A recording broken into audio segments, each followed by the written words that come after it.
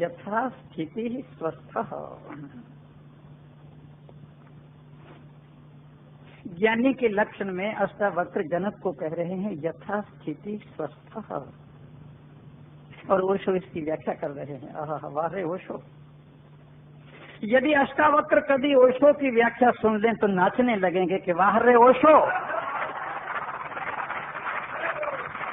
अष्टावक्र नाचने लगेंगे, कहेंगे कि वाह के ओशो, जो मैंने सोचा भी नहीं था वो तुमने कह दिया।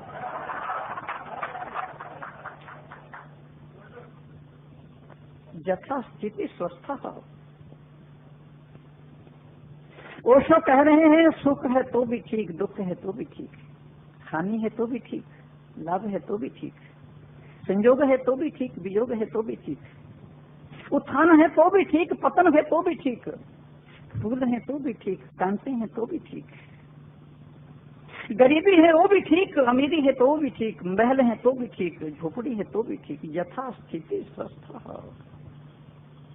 और उदाहरण जानते हो क्या दे रहे हैं? इतनी प्यारी, इतनी मीठी, इतनी स्वीट कहानी कह रहे। वाह रे ओशो। एक बौद्ध भिक्षु वैशाली में भिक्षा के लिए जा रहा है। वैशाली कभी भारतवर्ष की राजधानी रही है। भिक्षा के लिए गया, एक बहुत बड़ा बंगला, बहुत बड़ी कोठी, आलीशान इमारत, महल, उसके सामने जाकर खड़ा हो गया। आगे बढ़ा तो उसने द्वार खटखटाया, द्वार खुला। एक सर्व सुंदरी महिला आभूषणों से लदी हुई, नक से लेकर चोटी तक हीरे जवाहरातों से लदी हुई। उसने जैसे ही भिक्षु को देखा उसकी आंखों से आग बरसने लगी। ये घर और ये परिवार बुद्ध विरोधी था। उसे क्रोध आ गया, उसे गुस्सा आ गया, उसे उत्तेजना आ गई। वो जोर जोर से चीखने लगी, चिल्लाने लगी। उसने कहा वापस चले जाओ जिन कदमों से आए हो, और फिर कभी लौट कर यहाँ नहीं आना। यथा स्थिति स्वस्थ। भिक्षु मुस्कुरा रहा है और हंस रहा है।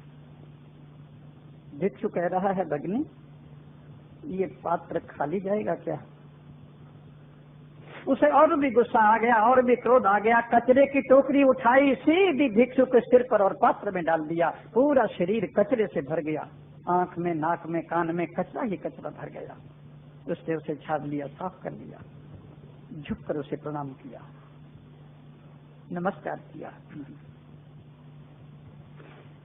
जैसे ही वो सड़क पर आया, वहां एक आदमी खड़ा था। उसने कहा कैसे आदमी हो तुम?